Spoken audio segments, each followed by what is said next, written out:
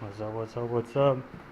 What we have here is a 454 big block, and well, we put a straight edge, not the traditional straight edge, I know. You can kind of see there's a little bit of warpage. Nothing too crazy, but I mean, it does need a bit of a clean anyways. So, and if you look at machine shops, never mind, it's super tight. We'll get into these later. But if you talk to a machine shop, they're charging quite a bit of money just to get that resurfaced. Same with the heads. So if you go to Lowe's and pick up you one of these, they're like butcher blocks for, you know, cabinets, tables, whatever, and a piece of glass. Glass was 20 bucks. The wood's probably the most expensive thing. You probably could get away with a piece of plywood. And then what I'm gonna do is I got spray glue and what is it, 120 grit sandpaper. They're like little squares.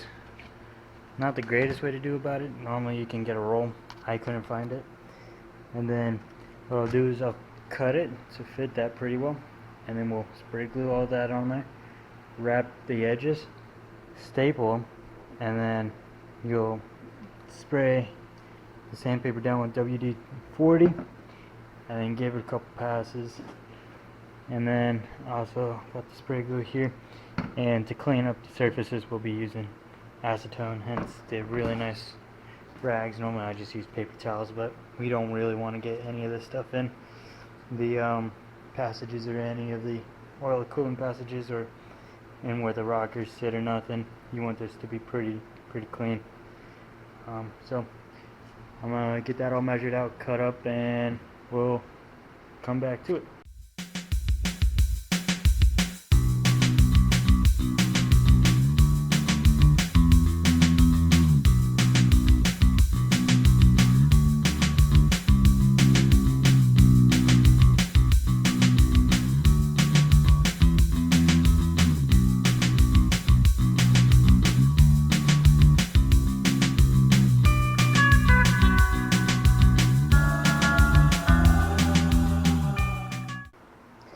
Okay, now that we got the cutting out of the way, there's a scrap. Don't really like wasting scrap, so we might stack them as a handle for that 2x4. But essentially what you want to do is you want to take it, cut it down. You probably don't need a piece this big if you're doing like a Honda engine or whatever, a little 4-banger.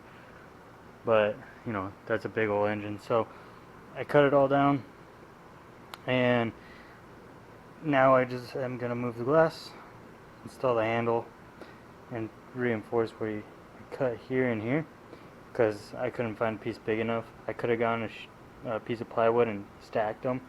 That was just so much wood, and I would have had so much left over that would have been like, well, real great, good job, you know, you're real great at this, good job, buddy.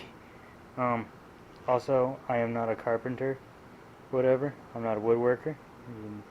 Don't, I don't want to hear nothing about it. So, tragic news. I mean, I got the handle installed, which will be this one, and I just supported the two pieces on the sides because I didn't want to like be pushing, and then that add a little bit of warpage. I mean, this glass here isn't tempered or anything, so you know, I slightly bumped it with this piece of wood here and it took off a chunk. Tragic, but we should be fine. It'll probably wear through the sandpaper, but I did the math to where this whole area is going to be bigger than the entire 4 cylinders on one side, so this should not be a big issue. So well, let's get this flipped over, put the glass on top. I might put some spray glue in between the glass and the wood just to make sure that it doesn't slide around too much. Have the glass sitting on here, the wood, and then we wrap the sandpaper around and we staple it. It shouldn't move it too much, but you know, safe than sorry. So I'm gonna flip this and get that done. So here I have it just templated and unglued down or nothing, you know, they're just placed down. It came out to roughly 12 of these squares. I don't know what the measurement is on these.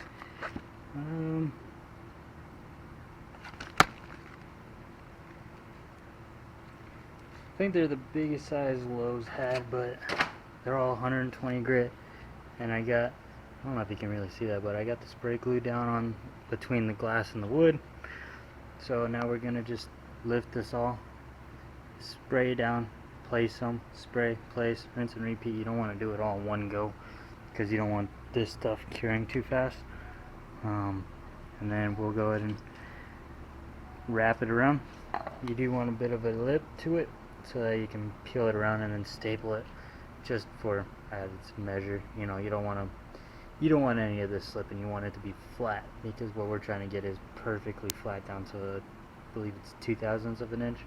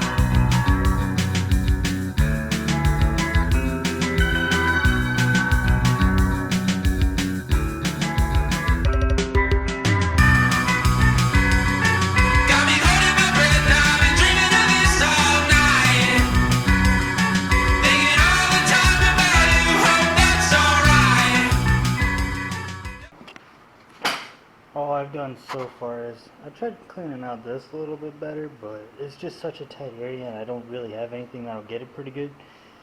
So I just wiped the whole block down with some acetone. There are some spots that are like, dude, really?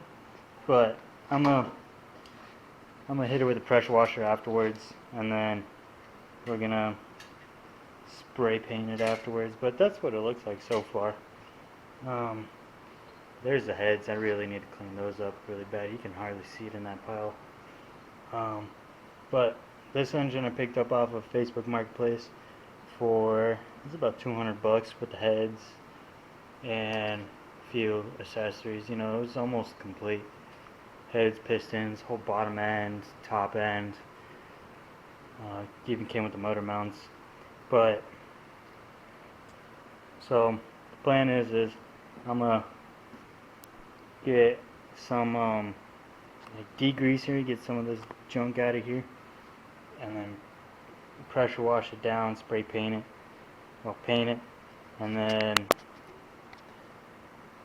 but for now I'm gonna focus on getting these resurfaced and then start assembling at least some of it before I even paint it. So taking out all the head bolts, you can kind of see all the cone passages, you know, nice sturdy heads, honestly. I mean, these are, you know, something that's not really low light end. So, but here's the issue as of right this minute is it had some sort of oil leak and possibly even cooling leak. So I'm gonna have to leave these flipped upside down and put some, I like to use the vapor rust, but you can even do like I think it's like 1:2 ratio of vinegar and water, and that'll clean it up pretty good. But what I'm gonna do is I'm gonna leave these spark plugs in for now. So if you look closely, there's like a little lip, and this little retainers sit right in there, and it holds this washer, and that holds the spring in so that it keeps the valve up and closed on this side. So what we'll do is we'll get this all cleaned up, we'll resurface it, on our new cylinder, or our decker, and then we will remove that and check how sealed these are, because it's just tight, right? So you want it all flush so that you can seal it off better. So when the piston comes up on its compression stroke, it holds it pretty closed. But yeah, as you can see, it's very dirty right now. So we'll go ahead and wash this all up, give it a nice scrubbing, and then deck it real quick, because you don't want to get all this dirt mixed into the sandpaper when we go to resurface it.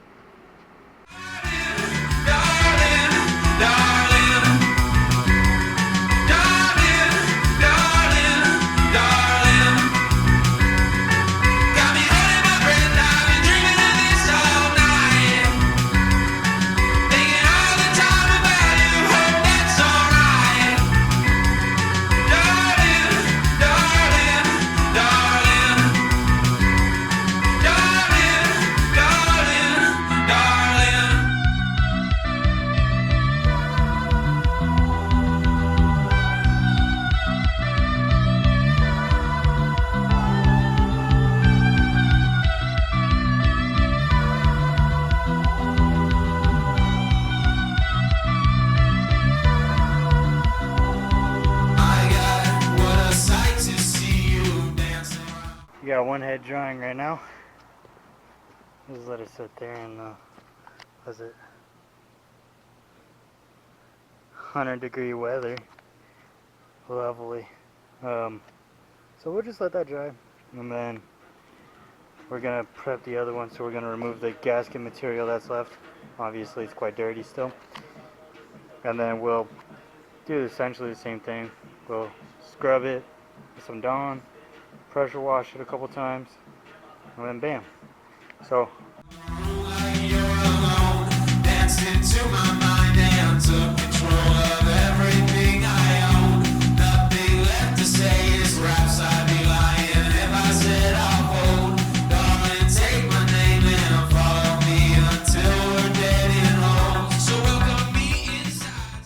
well, I guess that's why they say I use plastic brushes on metal parts, huh?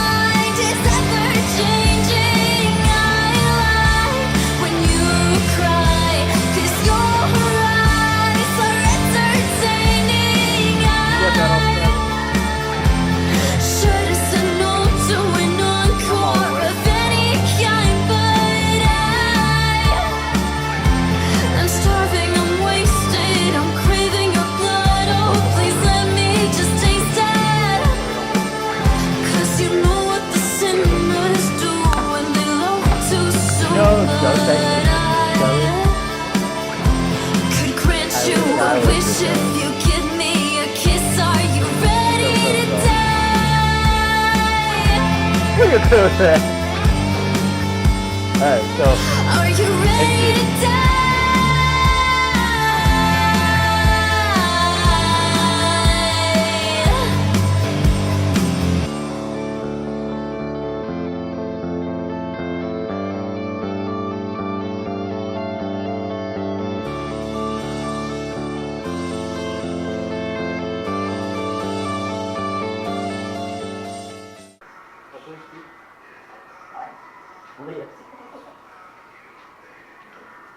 No, of course.